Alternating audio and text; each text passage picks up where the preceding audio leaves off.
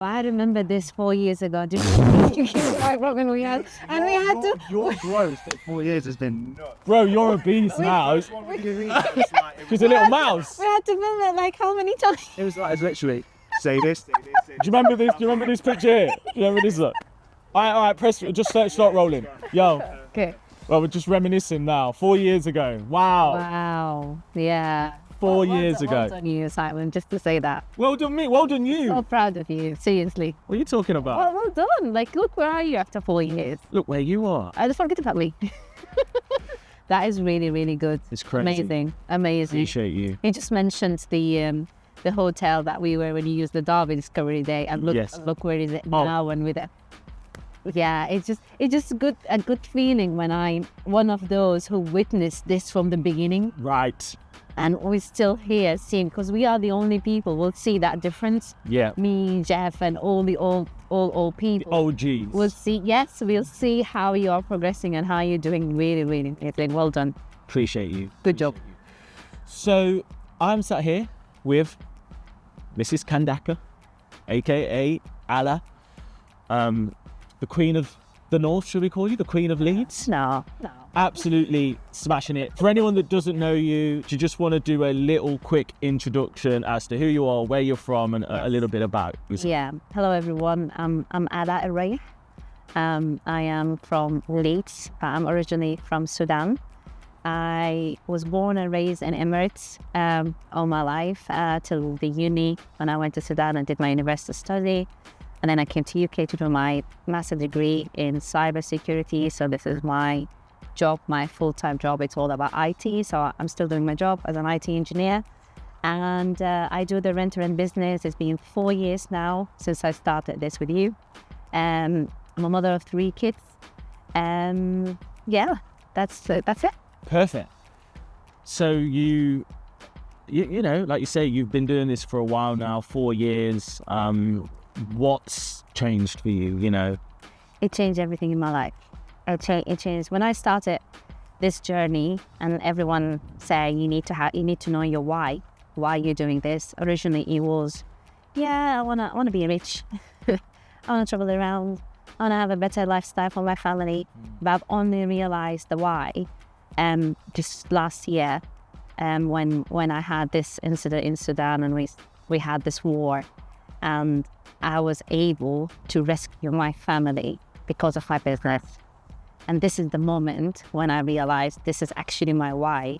When you have the ability to use the money and it's just there without running around asking people for money if you need that money, if you know what I mean. So that was the main reason. And this is when I realized why I wanted to do this business. It's both because of scenarios like this. Wow. And what was you able to do? I managed to get all my family out of the country, pay all their visas, all the tickets without even... I was like, I'll deal with the accountant later. But I just managed to get them all. I wasn't worried about money at all. Just get them out, and I managed to do that. Wow. Freedom. Yeah. So, true freedom, right? Yes, freedom. True freedom. So you're in Leeds. Do you just want to talk to us a little bit about what you've done over the past 4 years? So when I started this journey, it was just me, just Alaa. Started the rent-to-rent business, running around like a headless chicken, doing lots of viewings, like 60 plus viewings. Starting getting deals, setting up the deals, doing all that. And then eventually I built a team. So I've got now my power team, consists of 5 people. And also I've got extended team, which includes cleaners, plumbers, all the tradesmen around, people we trust, we work with. So we've got now around 16, 17 properties. We're in the process of returning some of them. But we also managed to, because of the rent-fresh business, I just purchased my first BRR last month. Wow. Yeah. Which is just so good to see. It is. And the fact that you start this journey, you get the property, control the property, the 3 circles that you're talking about, control the property, get that cash flow, and systemize to the last bit when you have the team who does everything for you. That's amazing. And I think that should be the whole point of building a business, is that you don't want to create another job for yourself. You want to create something that gives you that freedom, that while you sleep, the money's still going on, and you don't have to be involved, and you have the people to do everything for you. That should be the point of your business. Don't create another job for yourself. And I think I've achieved that. Yeah, and out of everybody that I've ever mentored, I must say you have really managed to build a team, and it's not easy to do. No. But you really, really have managed to systemize it. And in some ways, I think with the kids and the job and all the commitments, you kind of, your hand's been forced. You've had to, haven't you? Yes, I had to leverage. At the beginning, I was like, I'm spending money, but actually, eventually, I've noticed this is the best thing I've done. Yes, I'm not actually spending, I'm investing on those people to get the time back to do whatever I want to do with my kids. I had to spend that time to get bigger deals, to focus on other things, which is amazing. Yeah. Perfect.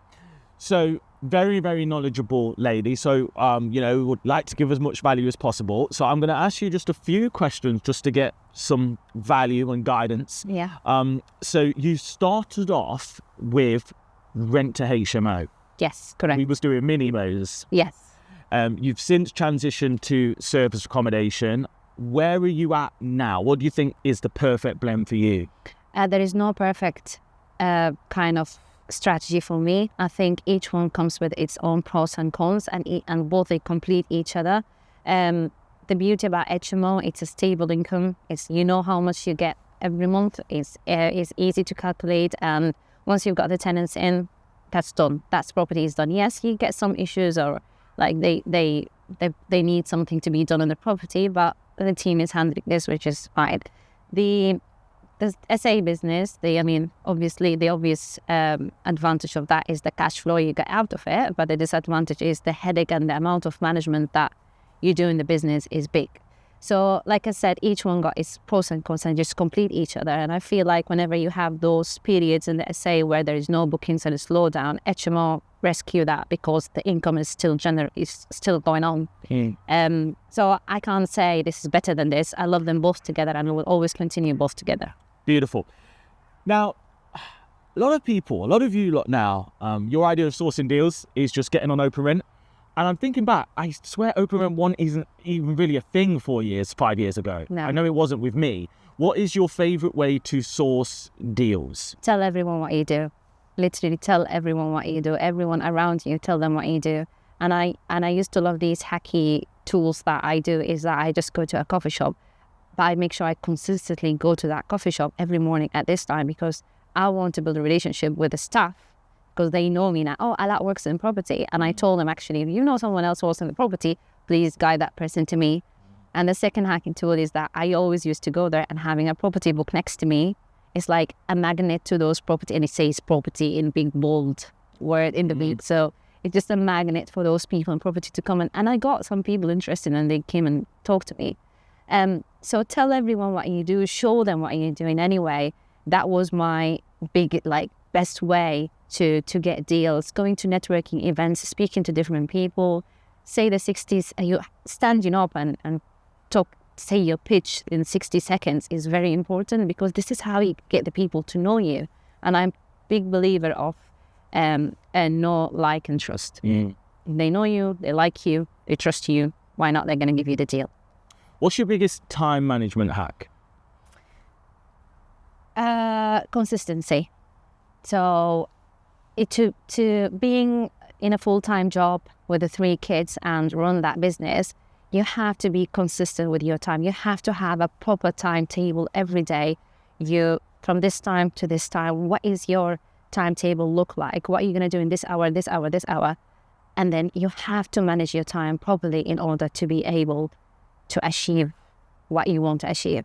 Without that, I'll just be struggling, walking around without achieving anything. I've read Eat That Frog, really good book, teach you how to manage your time, how to get those tasks done quickly. The Essentialism book is one of the best books. It teaches you how to own your time, and how to things like, you don't have to do this. It's not something, you shouldn't say, I have to do this, I must do it. You should say, I choose to do this. So it teaches you how to choose your time wisely and properly, and also saying no more than yes. I used to be a yes person, but now there's sometimes I have to say no because I need to do this and focus on this. So being consistent, focus on your tasks, that's the way that will take you to achieve whatever you want to achieve. Nice. So that was the Brian Tracy Eat That Frog book. Yes. What's the second one? There's the Essentialism. I've not read that one. It's a great book. Okay, that's on my It's reading a list for this great week. book. Yes. Perfect. Okay. You know, are you still scaling? Is there anything in particular that you're getting better results? Is there anything that you're seeing trends wise? So yes, I'm still scaling, but I'm very picky with my properties now. And many people are doing this now. And I see it as opportunities more than competition. Okay. So everyone can do this, not a problem at all. But I know where are the opportunities. And like I said, I became more picky about what I want to do. So now, when you're on this stage in your rent after 4 years or something, you come to this position when actually landlords come to you and say, Alaa, I just bought this second property. Do you want to take it? So I'm starting to get very picky about it and say, well, if I have the capacity, yes, I'll take it. If not, maybe, like what you say, source it to someone else. Sure. So yes, I'm still scaling. I would never stop. I love my rent-to-rent journey as long as it's the right property to take and I know it will generate good money for me. Perfect. And you have started to mentor now. I am, yes. Yeah. How are you finding it? Amazing. It's really good thing to do. Just the ability to be able to change other people's life is massive, because I've been through this and I know how this changed my life. And I'd really love to share the same thing with other people and also help them to change their life. It's perfect. Yes, it's amazing experience. Yeah. Amazing. Well, you're doing an absolutely great job. So for anyone watching at home that feels like you connect with Alaa, she's now part of the team. So I've got some nice hoodie. I hope it's a good quality hoodie. Yeah. And it doesn't shrink after I wash it. Yeah, me too. Okay. I know it should be good. Should be good. So yeah, get in touch if you feel like Alaa could help you on your journey. Alaa, you're absolutely amazing. It's a bit cold out here, so let's get inside. Thank you so much. Stop.